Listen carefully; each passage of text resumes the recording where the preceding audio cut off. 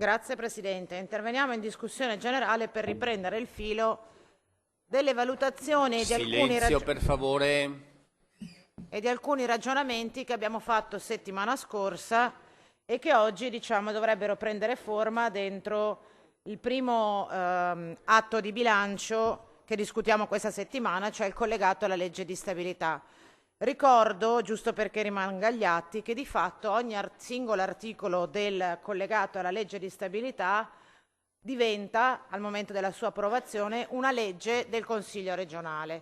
Lo dico perché dovremmo affrontare, alcuni articoli molto discutibili, che è interessante se li valutiamo sapendo che non è una cosa che diciamo en passant, ma una legge della Regione del Veneto. Lo dobbiamo fare sapendo che affrontiamo appunto questo passaggio e questa discussione alla luce di un contesto complicato e che sembra essersi ulteriormente arricchito di complicazioni durante l'iter della sessione di bilancio della settimana scorsa. Infatti all'introduzione di quella che potremmo definire l'addizionale IRAP sulle imprese che abbiamo votato settimana scorsa, si è anche concretizzata e si è resa palese dentro la discussione in quest'Aula una spaccatura all'interno della maggioranza che, al di là delle volontà di sottovalutazione che alcuni hanno proposto, è un fatto politico rilevante rispetto al quale ci aspetteremmo anche un commento, una presa di posizione da parte della Giunta. Quindi dentro questo contesto complicato, fatto sia di scelte dolorose assunte settimana scorsa e sia di conseguenze politiche serie, la settimana scorsa ci eravamo lasciati avendo chiesto 3 cose, Assessore Calzavara, per poter costruire un confronto all'interno delle leggi di bilancio, in particolar modo del collegato e della legge di bilancio, in maniera più costruttiva e utile possibile. La prima cosa, avevamo chiesto se attraverso queste 2 leggi avremmo potuto evitare sprechi o evitare piccole operazioni di cabotaggio personale e personalistico e dunque adottare dei principi di verità e di chiarezza nella redazione di questi importanti documenti. Avevamo chiesto se era possibile attraverso questi 2 atti costruire o quantomeno tratteggiare la linea politica della maggioranza di centrodestra nell'ultimo anno di legislatura, una linea politica che fosse, avevamo chiesto, intransigente e chiara. E la terza cosa che avevamo chiesto è se con questi atti di bilancio potessimo essere in grado di affrontare almeno alcune delle emergenze che a nostro giudizio attendono una risposta. L'idea, l'opinione, l'impressione che ci siamo fatti leggendo questi documenti, prima ovviamente di vedere quali saranno gli esiti della corposa manovra emendativa, è che siamo di fronte a un fallimento su tutti e 3 questi 3 fronti che vi avevamo sottoposto, e cercherò brevemente di illustrarvi perché, dal mio punto di vista, ciò di cui parleremo oggi è la rappresentazione del fallimento sulle 3 richieste che vi avevamo rivolte. Prima richiesta che avevamo fatto, vi avevamo chiesto chiarezza e trasparenza, possibilmente evitando sprechi e il ricorso a scelte molto personali e personalistiche. E ci sono diversi passaggi di questo collegato che ci fanno andare nella direzione opposta. La prima questione, a proposito di chiarezza e trasparenza: Olimpiadi Milano-Cortina 2026. Abbiamo assistito, anche con una certa sorpresa, al monologo che il Presidente Zaia settimana scorsa è venuto a fare a proposito delle Olimpiadi qui in aula davanti al Consiglio regionale. Al netto del fatto che ci ha rendicontato su cose note, vecchie, stradette, che si conoscono da diversi mesi, o perlomeno che tutti quelli che sono semplicemente andati a leggersi l'ultimo decreto del governo a questo proposito già conosceva, ma la cosa più imbarazzante è che settimana scorsa il Presidente non ha detto una parola, sulle questioni invece più discusse che riguardano le Olimpiadi Milano-Cortina 2026, rispetto alla quale forse qualcosa andrebbe da dire, per esempio il riferimento all'impatto ambientale, che quell'evento avrà nei territori montani. Per esempio rispetto agli articoli di stampa che hanno raccontato la preoccupazione collegata alla scarsità di risorse di sponsor privati, molto al di sotto delle aspettative, quindi al di sotto del piano finanziario che ci si era date. Non ci avete ancora spiegato perché la Regione del Veneto a un certo punto sceglie di ridurre il finanziamento che mette a disposizione delle Olimpiadi. Non ci avete detto, ad esempio, se è vero o non è vero che le varianti di cui tanto si dice, Longarone e Cortina, siano finanziate totalmente o soltanto parzialmente. Questo è un elemento cruciale nella valutazione che questo Consiglio regionale dovrebbe fare dei Giochi Olimpici 2026, perché se io vado a leggere l'ultimo decreto del governo mi risulta che una variante sia sì finanziata ma l'altra soltanto parzialmente. Lo dico perché avevamo chiesto chiarezza, trasparenza e verità, e neppure sull'argomento principe che ha affrontato il Presidente della Regione quando è venuto in quest'Aula siamo stati capaci di avere risposte chiare. Ovviamente tutta la discussione sulle Olimpiadi oggi assume, una valenza molto diversa, dopo perlomeno aver letto le parole del Vicepresidente del Consiglio, Matteo Salvini, che ribadisce la scelta vergognosa, l'orientamento vergognoso del governo che intende posticipare il voto per consentire a un Presidente di Regione di inaugurare le Olimpiadi. Allora, abbiamo assistito per troppo tempo, in questa regione in particolare, al fatto di intendere le istituzioni come un potere e una poltrona che si va ad occupare, che si utilizza a proprio piacimento. Conferma ne è l'assenza strutturale del Presidente alle riunioni del Consiglio regionale. Io credo che se davvero come Assemblea accettiamo una proposta di questo tipo, siamo molto lontani dal, quel dovere che ci imporrebbe di rappresentare con onore le istituzioni di cui facciamo parte. Ma dentro tutta questa vicenda, che è una via di mezzo tra la farsa e la tragedia, noi ci troviamo un articolo, tornando all'oggetto della nostra discussione, del collegato alla legge di bilancio che riguarda le spese di gestione della pista da bob. Argomento non toccato dal Presidente, che è venuto, avete presente quando si fanno gli esami e il professore dice il candidato ci parli di un argomento a piacere. Il Presidente dovrebbe venire a parlare del bilancio, invece è venuto a parlarci un po' di quello che ha voluto lui, del resto gli serviva soltanto per fare un po' di video sui social, non che parlasse a noi. Ma c'è un articolo, l'articolo 1 del collegato, che dice che la Regione deve mettere 1 milione di euro, 500 in conto capitale, 500 in conto corrente, per quella che voi amate definire la legacy, che in realtà risponde esattamente alla domanda chi paga la pista da bob, però siccome siamo raffinati la chiamiamo legacy, che è un tema su cui abbiamo discusso tanto tempo in questo Consiglio regionale e senza che nessuno dica una parola, infilate il primo articolo del collegato esattamente su questo argomento, senza che nessuno si degni di darci una spiegazione a proposito di chiarezza, di trasparenza, di verità. Ma sempre per restare in tema di Giochi Olimpici, apprendiamo dalla stampa, apprendiamo leggendo le deliberazioni di giunta che avete deciso anche di candidarvi ai Giochi Olimpici invernali del 2028 giovanili. Decisione che non mi pare sia mai stata discussa in questo Consiglio regionale. Lo dico perché ci sono dei luoghi che dal punto di vista istituzionale sarebbero deputati ad assumere delle decisioni strategiche e il luogo principale, l'Assemblea legislativa, è questa, non è l'ufficetto a Palazzo Balbi.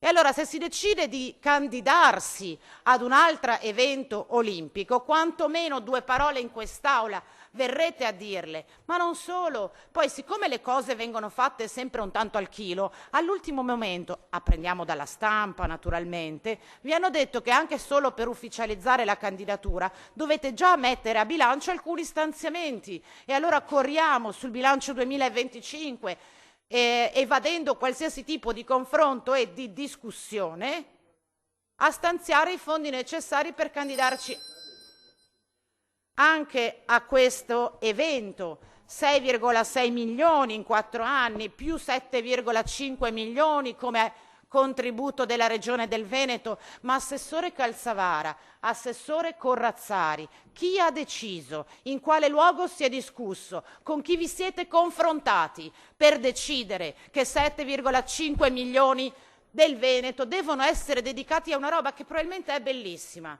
ma che avete deciso voi? Il rispetto di quest'Aula manca non soltanto nel Presidente che arriva a fare il tema a piacere, ma è anche da parte della Giunta che non ritiene che questo Consiglio regionale e le commissioni di cui si è dotato evidentemente debbano essere messe a parte delle vostre decisioni. E sempre a proposito di chiarezza, di verità, di onestà, io continuo a non capire, Assessore Lanzarini, il senso dell'articolo 14 di questo collegato. Il mistero dei progetti per l'innovazione scientifica e le tecnologie di avanguardia in ambito sanitario. Io non vedo l'ora di vedere, qualora lo facciate, il bando, e soprattutto, Assessore, non vedo l'ora di vedere chi lo vince quel bando, perché potrei mettere una busta, infilarci dentro dei nomi e vediamo se indovino. Ora, anche questo, verità e chiarezza. Avete un progetto da finanziare, abbiate la trasparenza di dirci qual è il progetto che volete finanziare, perché è chiaro che con 1 milione di euro non si investe in grandi progetti tecnologici. Si fa finta, anzi, per dirla come la dico io, si butta via 1 milione di euro per finanziare non si sa bene cosa, ma fosse una fase in cui abbiamo tante risorse a disposizione, potrei anche capirlo. In una fase storica in cui soprattutto il settore sanità ha un bisogno come l'aria di risorse, noi ci permettiamo il lusso di buttare via 1 milione in progetti che non si sa che tipo di impatto avranno. A proposito di intelligenza artificiale, altro tema a piacere utilizzato dal Presidente Zaia. E poi, a parte le manovre poco chiare, ambigue e discutibili, ci sono i personalismi vari di cui vi parlavo prima. Relatore Sandonà, mi rivolgo a lei, visto che l'assessore è temporaneamente uscito. Ma 70.000 euro per attività a rilevanza internazionale per rafforzare la conoscenza del Veneto all'estero. Ma di cosa si tratta? Perché fossero 7 milioni, dico, è un grande investimento politico per la promozione del Veneto all'estero. Ma con 70.000 euro è evidente che voi avete esattamente già in mente cosa volete fare, che iniziativa volete finanziare, che manifestazione volete frequentare. E perché non ce lo dite? Ci sono già le linee di spesa per le manifestazioni. Ci sono già le linee di spesa per il marketing territoriale. Dall'anno scorso abbiamo pure il capitolo di spesa per le iniziative del Presidente con cui paga i siti UNESCO, le pubblicazioni dei libri e gli stipendi ai Veneto Creators. Avete già tutte le linee di spesa con cui potete finanziare 70.000 euro per rafforzare la conoscenza del Veneto all'estero. Io voglio sapere questi 70.000 euro dove devono andare a finire. Metteteci un nome e un cognome. Poi, lo dico all'assessore Corrazzari, c'è l'istituzione della conferenza dei sindaci altopolesine. Qua mi rivolgo anche all'ufficio legislativo del Consiglio.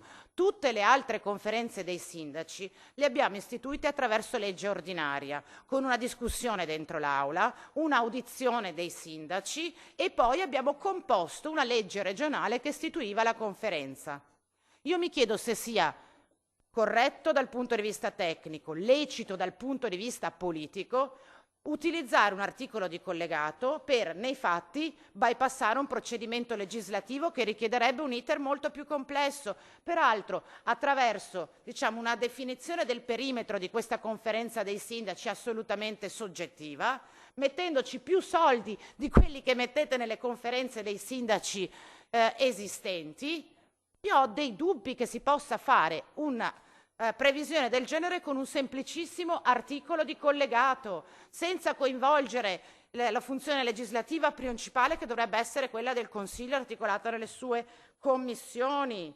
Non aveva tempo di fare una legge, assessore Corrazzari, se voleva, ma essendo Rovigo penso a lei, ma magari mi sbaglio io, magari l'assessore Mantovano, non lo so chi sia, non mi interessa, ma non mi interessa di chi è, diciamo che la corresponsabilità è collettiva, la corresponsabilità è collettiva.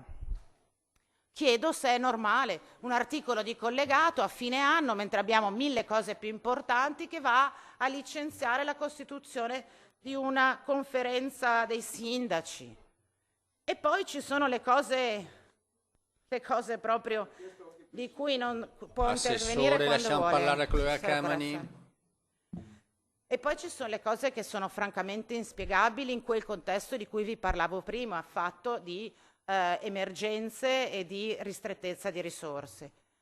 Destinate 500.000 euro a un auditorium a Castelfranco, che mi va benissimo, ma siccome lo sapete anche voi, che non è detto che quell'operazione si riuscirà a fare, perché quei 500.000 euro sono una goccia in mezzo al mare, all'interno di un'operazione che cuba più di 10 milioni, è come dire, do il contentino, faccio vedere che un po' mi impegno, tanto poi vedremo come andrà a finire. Voi scrivete dentro una legge regionale una cosa del genere, così come il Festival delle Regioni, bellissimo.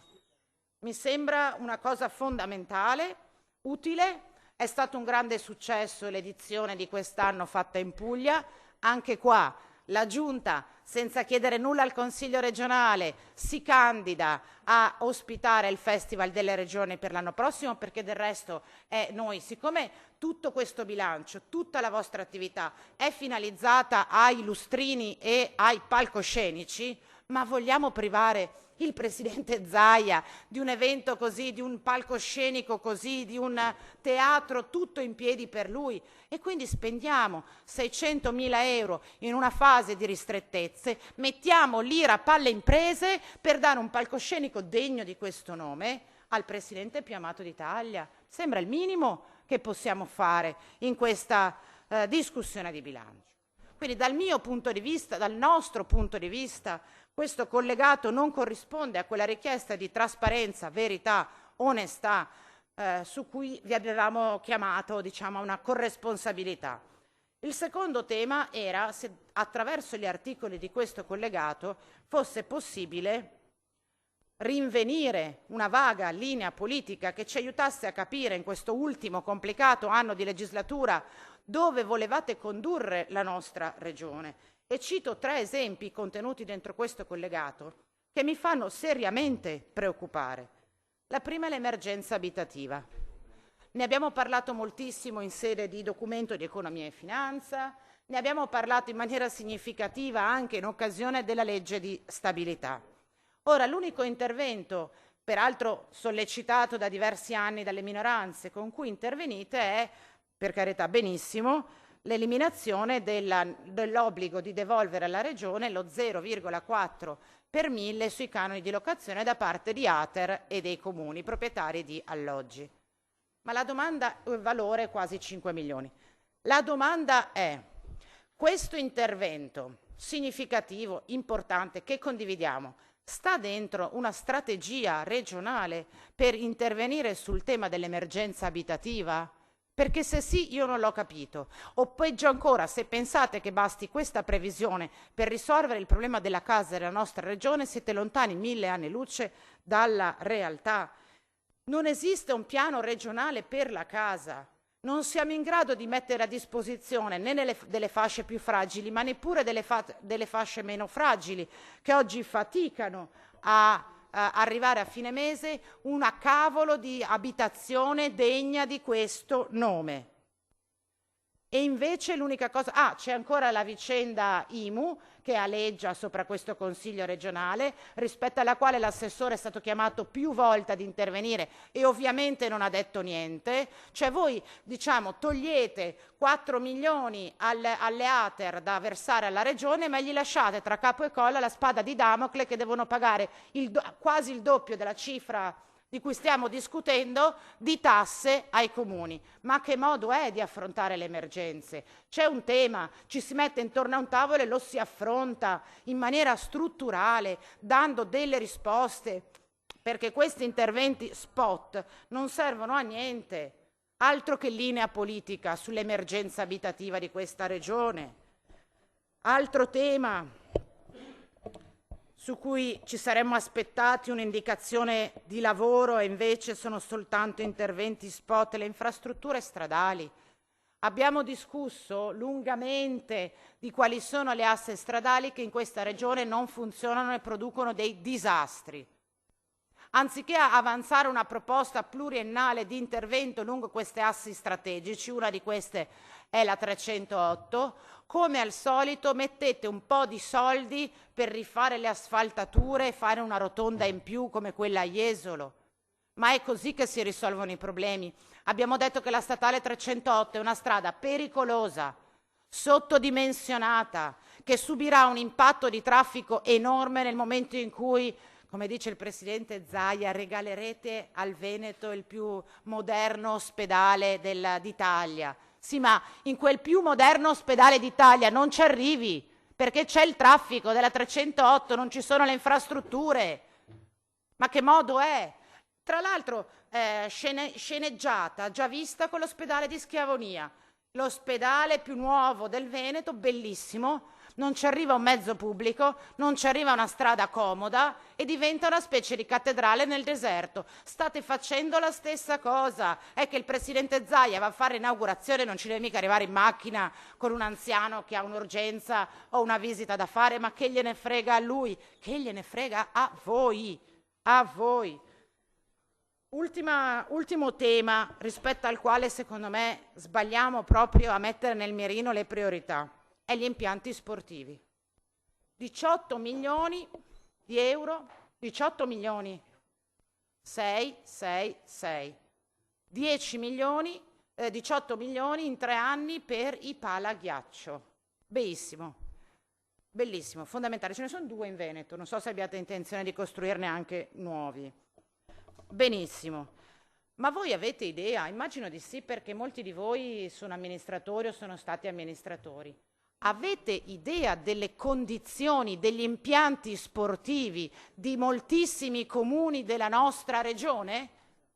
I palazzetti dello sport, le arcostrutture, no, perché poi vedo che qualcuno, mi pare il collega Razzolini, ci spiega che che Treviso è la capitale dello sport per numero di tesserati, ma lei dovrebbe andare a vedere, consigliere Razzolini, in quali strutture quelle decine di migliaia di tesserati svolgono la loro attività sportiva. Cadono a pezzi i palazzetti dello sport e i comuni non hanno abbastanza risorse per sistemarli.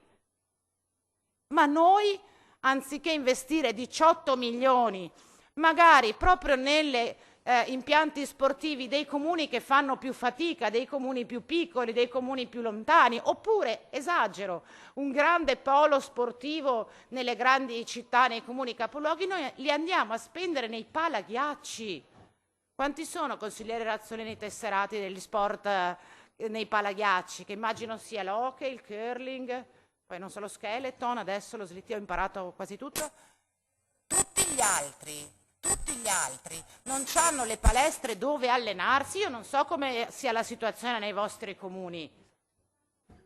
Basket, pallavolo, atletica, calcio, non ci sono palazzetti dello sport in giro per i paesi e noi ci dedichiamo al palaghiaccio.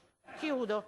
Sulla terza, questione, le piscine non le commento neanche. Perché le abbiamo viste affondare durante la fase dei rincari dei costi energetici. Molte hanno chiuso perché non erano in grado di pagare le spese del riscaldamento e non so se ve ne siete accorti, molte non hanno più riaperto.